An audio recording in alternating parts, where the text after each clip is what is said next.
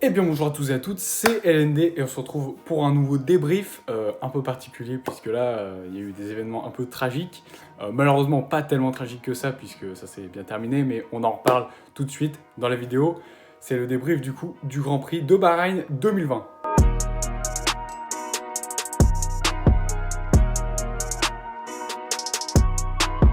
Donc les amis, on se retrouve déjà en ce mardi je pense parce que moi je filme le lundi mais je pense que je vais poster ça du coup le mardi.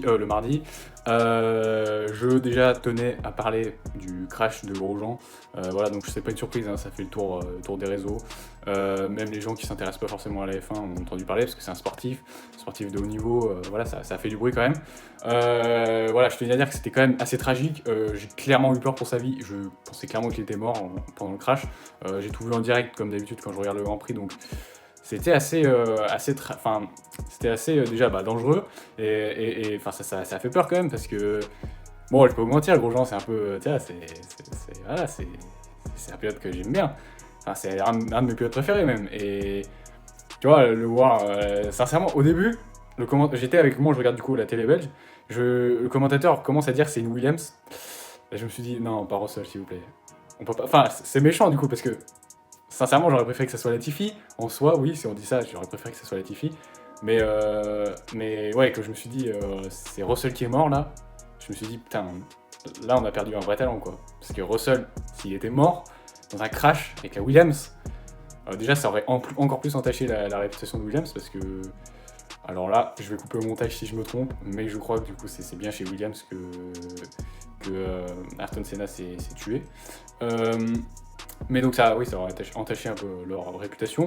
Mais au-delà de ça, oui, ça aurait gâché un grand talent de la F1. Mais bon, heureusement et malheureusement, déjà, c'était pas tragique, personne n'est mort. Et c'était Romain Grosjean. Pas forcément mieux hein, pour mon moral, j'étais pas forcément très bien, surtout qu'ils nous ont pas montré les images de sa sortie tout de suite.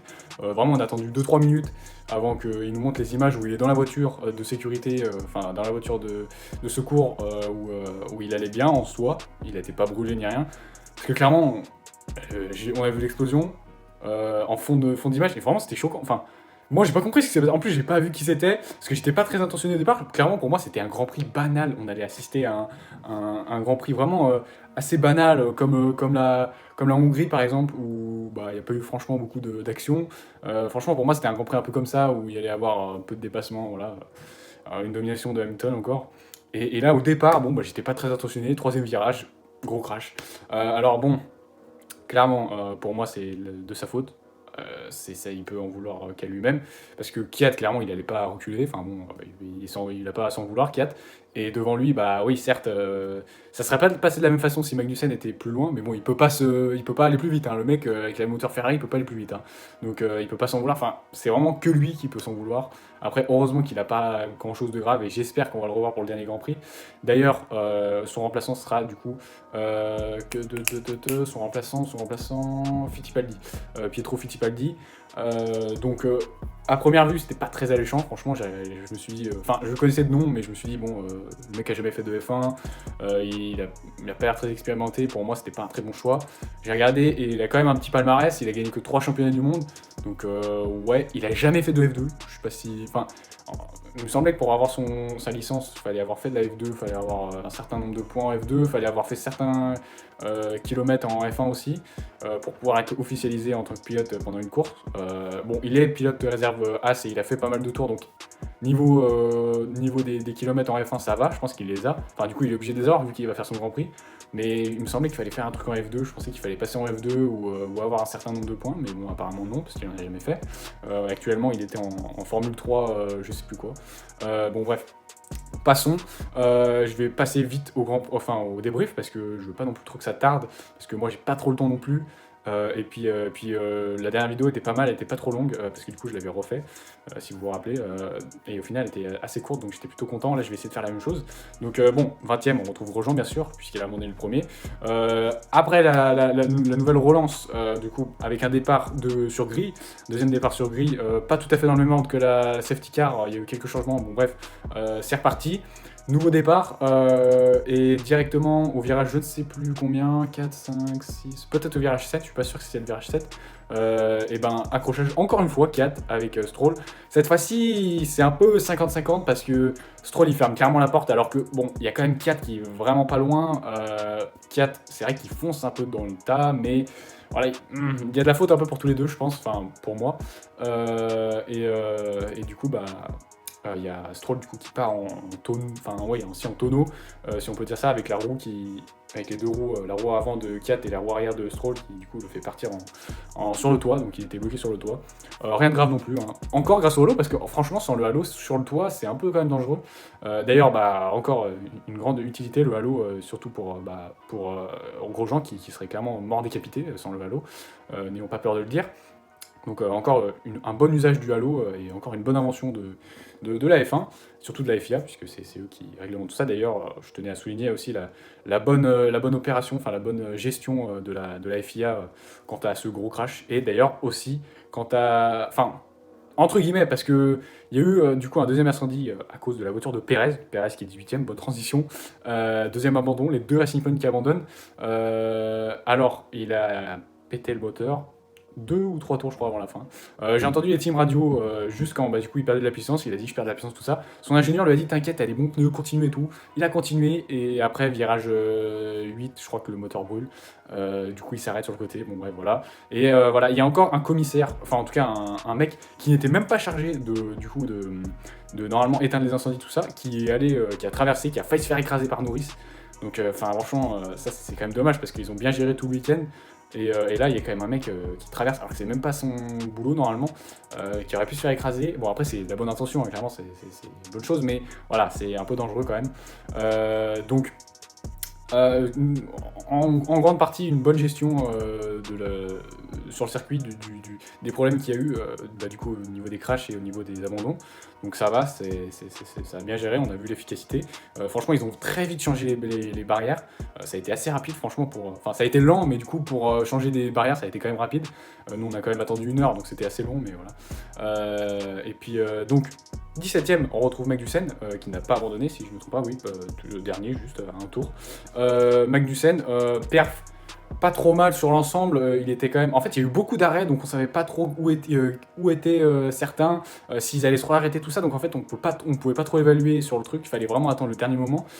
Il a été quand même pas loin du top 10 pendant un moment, il était 12ème, tout ça, et il a eu un rythme pas fou, mais ça allait, un peu comme du coup Giovinazzi devant lui, et les Raikkonen aussi, qui était un peu plus transparent, enfin les trois étaient assez transparents, on va pas se le cacher. Giovinazzi qui avait fait un bon départ au premier départ, un deuxième départ, je sais plus si c'est bien lancé, mais je crois que c'était pas trop mal. En tout cas, le premier départ était clairement bon, donc dommage parce qu'il y avait quelque chose à jouer quand même. Et Raikkonen aussi un peu transparent durant la course, les Alfa Romeo pas ouf. En général, les moteurs Ferrari étaient très en difficulté, donc voilà, un peu compliqué. 14ème Nicolas Latifi, bonne prestation, franchement. Pas grand chose à dire parce que il a quand même été moins transparent, on l'a quand même plus vu à l'image tout ça, mais franchement il a quand même tenu un peu le rythme de son coéquipier. En qualif il fait quand même parti 19ème, non 20ème si je ne me trompe pas, dernier, donc il est parti de très loin. Il y a eu quand même 3 abandons donc ça l'a un peu aidé, mais franchement il s'est plutôt bien débrouillé, il est à 2 places derrière seulement son coéquipier, donc c'est un bon résultat, il tient le rythme de son coéquipier. D'ailleurs devant lui du coup Sébastien Vettel et George Russell, donc Vettel... Encore un très bon départ au premier départ, ou au vrai départ. Deuxième départ un peu moins bon. Enfin, très bon départ, très bonne impulsion, tout ça. Après, il a été bloqué au premier départ, ce qui lui a fait perdre beaucoup de place. Je crois qu'il était 10ème et à la fin du deuxième tour ou troisième tour, enfin, fin du deuxième virage, troisième virage, il était repassé 15ème. Donc, pas mal de malchance, surtout qu'avec la safety car, il a perdu pas mal. Après, du coup, George Russell devant lui. George Russell, c'est une course solide, hein. Pas de points malheureusement, mais vraiment course solide. 12ème, il tient et là, il a tenu son rythme. Enfin, les Williams commencent de plus en plus à tenir leur rythme en course. Ça fait déjà 3 grands prix qui tiennent pas mal leur rythme en course, donc ça, c'est plutôt encourageant parce que le point faible des Williams cette année, c'était surtout la course. Le rythme en course qui était pas ouf, et là, franchement, ça s'améliore de course en course. 11ème, donc devant lui, on retrouve Daniel Ricciardo, la porte des points. points. Franchement, c'était une course assez difficile pour lui parce qu'il était impliqué quand même dans 2 crashs entre guillemets et un autre accrochage, je crois, je ne sais plus avec qui, mais il a été impliqué dans pas mal de trucs. Il s'est pris de pénalité, voilà, c'est ça, il s'est pris de pénalité avec un accrochage avec Leclerc, je crois. Donc 10 secondes de pénalité, si je me trompe pas, ou 5. Donc il a quand même pris cher pendant ce Grand Prix, il arrive quand même à être 11e à la porte des points. Bon, assez loin quand même du reste, mais voilà, c'était acceptable. Franchement, là, le rythme de l'AlphaTauri était vraiment pas mal. On le voit d'ailleurs avec son coéquipier Gasly, dont on va reparler juste après. Devant lui, Charles Leclerc, très compliqué encore une fois pour les Ferrari, mais il a réussi quand même à tenir. Il avait une 7ème place en vue, mais malheureusement, du coup, les Renault et les Bottas étaient plus rapides que lui, donc ils l'ont passé. Gasly aussi, je crois, l'a passé, si je ne me trompe pas, oui, c'est ça. Donc c'était assez compliqué, mais quand même un point. Ça prouve qu'il a du rythme toujours. Enfin, lui personnellement, il a du rythme. Il est toujours très rapide en course. Il se débrouille comme il peut avec ce qu'il a. Donc c'est toujours une marque de grand talent. Encore une fois, il est très talentueux ce jeune pilote. Donc voilà, c'est assez dommage que cette année il soit aussi loin Ferrari. Mais franchement, depuis quelques courses, ils sortent un peu la tête de l'eau, même si voilà, Vettel, on le retrouve encore 13ème.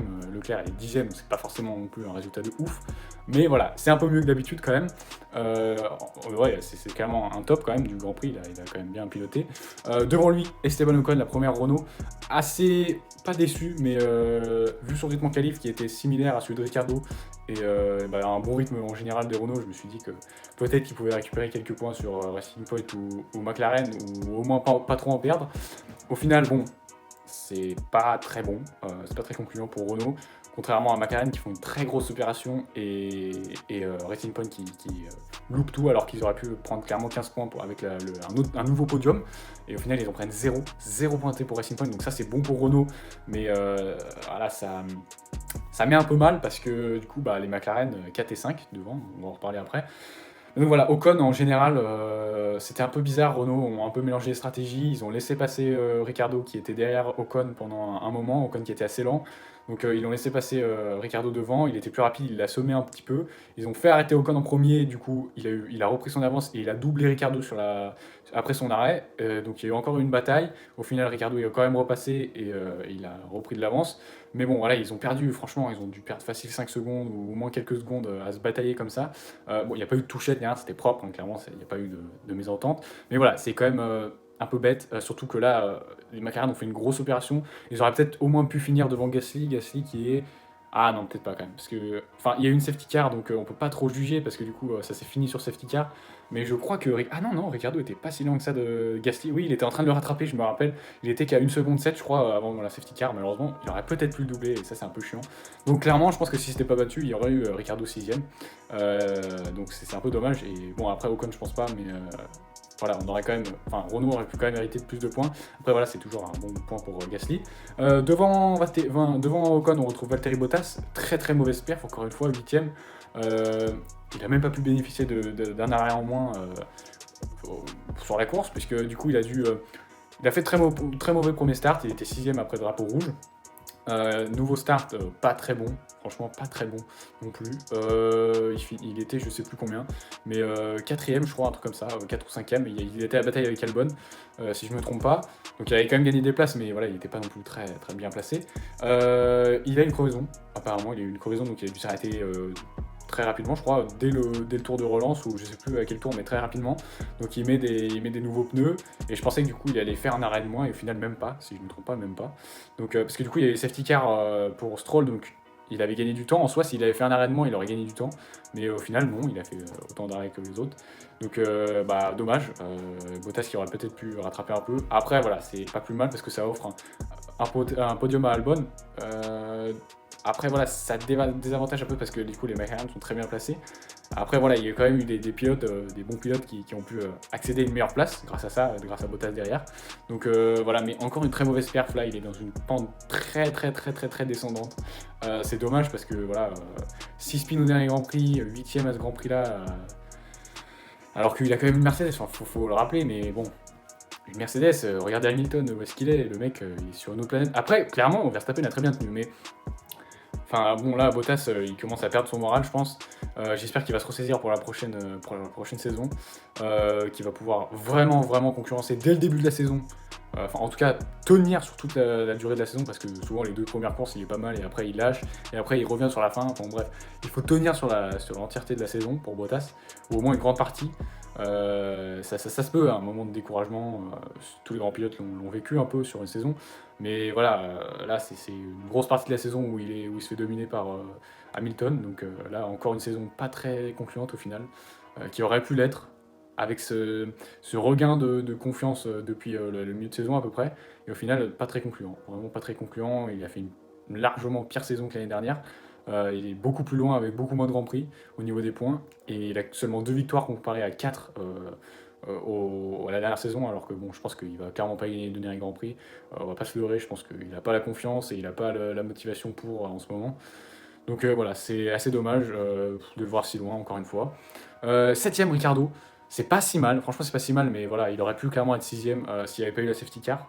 Après bon, en soi c'est... Enfin, du coup, en soi ça revient au même parce que Perez abandonne, donc ça lui cède une place. Après voilà, il allait dépasser à la régulière Gasly, ça aurait pu être un beau dépassement, et un dépassement à la régulière.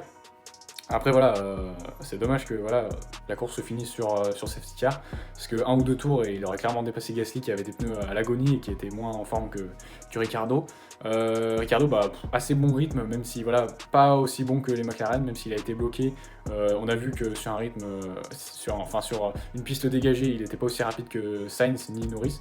Donc voilà, un peu dommage. Je pense que la McLaren va clairement prendre la 3ème place du classement en cette fin de saison, parce que là, en 2 courses, ça va être compliqué pour Racing Point de revenir, et quasi impossible pour les Renault de faire 2 ultra bonnes perfs. Il faut qu'ils fassent 2 ultra bonnes perfs, et je pense que ça va pas être possible. Enfin, peut-être au prochain Grand Prix, parce que ça va jouer beaucoup sur le moteur, et Renault a la meilleure vitesse de pointe, surtout à Bahreïn.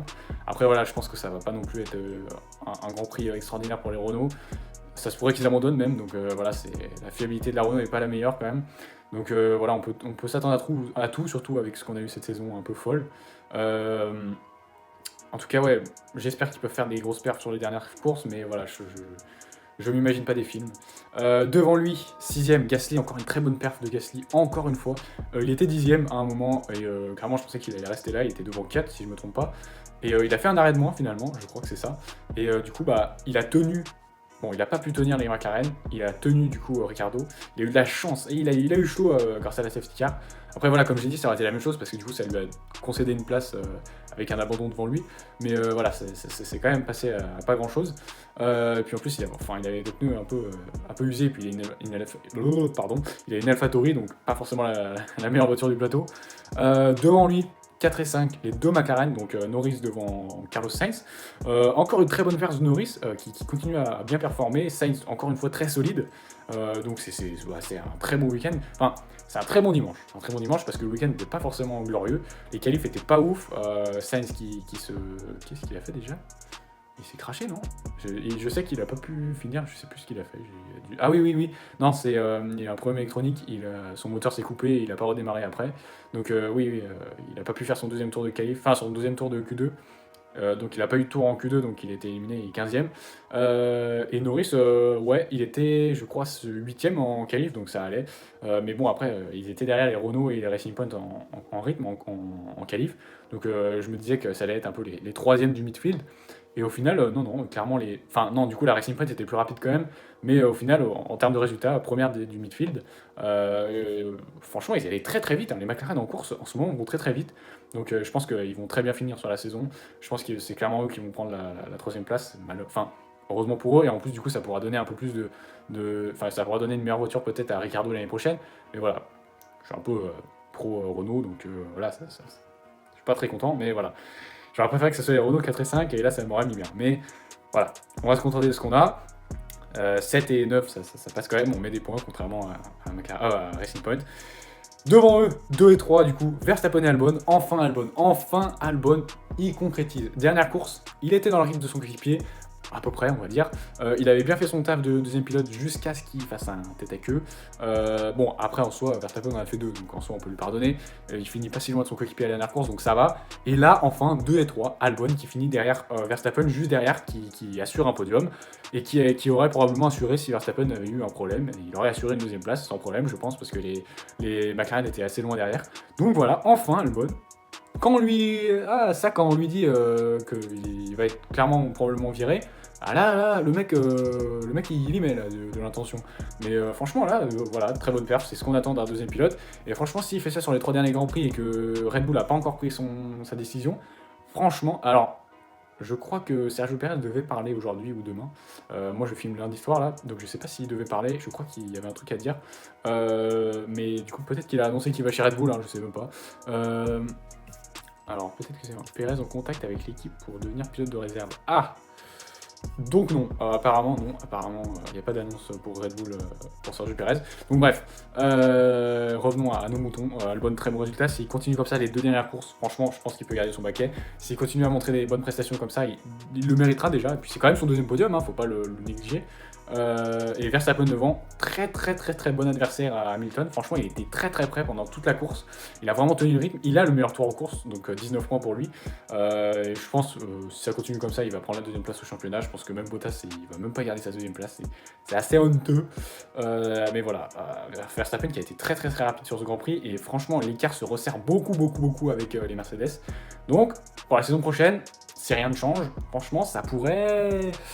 On sait jamais, ça pourrait se rapprocher et revenir un peu plus serré parce que là, c'est un peu une domination clairement Mercedes. Donc on verra la saison prochaine. Et bien sûr, le leader, Hamilton, encore une win de plus, une win de moins, voilà, ça change rien.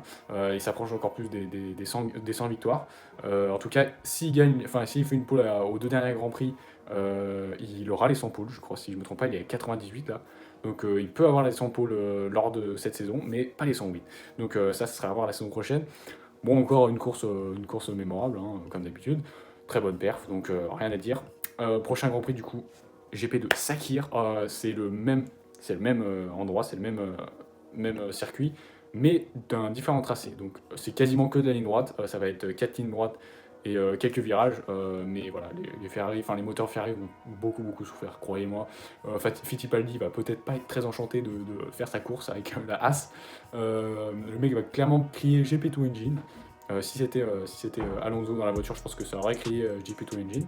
Donc voilà, ça va être pas forcément une partie de plaisir pour les moteurs Ferrari. Mais en tout cas, à voir. Je pense qu'on peut avoir une bonne perte des Renault si elles abandonnent pas, parce que là, c'est la fin de saison. On voit les moteurs, même les moteurs Mercedes avec Perez qui explose, même les moteurs Mercedes sont un peu en difficulté. Donc, à voir s'il n'y a pas des abandons. Bon, en tout cas, Perez et les Racing Point devraient être bien lotis, puisque bon, abandon de Perez et Stroll a changé beaucoup de moteurs, je crois, si je ne me trompe pas, parce qu'il a fait pas mal d'abandons. Donc, je pense que les Racing Point sont assez bien vernis. Après, les Renault, voilà, ça fait quand même. Il y a quand même des chances parce que les Renault n'ont pas une fiabilité ouf. Et après, les McLaren ont un moteur Renault aussi, donc elles devraient bien se débrouiller au niveau vitesse de pointe aussi. Après, voilà, moi, si je dois faire un pronostic, un top 5, je mettrais Hamilton, Verstappen. Allez, est-ce qu'on tente quelque chose? Allez, vous savez quoi? Sainz 3ème, je lance ça. Et après, pour le top 5, 4, je mettrais Perez et 5 Ricardo. Voilà. Non, 4 Albon et 5 Perez. Pardon. Et puis voilà, mon petit pronostic. J'espère qu'en tout cas cette vidéo vous aura plu. Gros soutien à Grosjean du coup pour son rétablissement. Bon, ça m'étonnerait qu'il voit la vidéo, mais bon, on sait jamais. Et puis voilà, hein, à la prochaine vidéo les gars, pour la prochaine débrief. Et puis j'ai toujours pas monté mon blog, j'ai toujours pas eu le temps. Mais ça arrive bientôt les gars, ça arrive bientôt. Puis il y a une autre vidéo en cours je crois, mais ça arrive bientôt aussi, ne vous inquiétez pas. Prochain week-end, il y a un autre Grand Prix, donc Grand Prix de Sakir. Donc on se retrouve le week-end prochain, peut-être une vidéo de la semaine, mais ça m'étonnerait. Donc les gars, à plus, c'était LND, peace.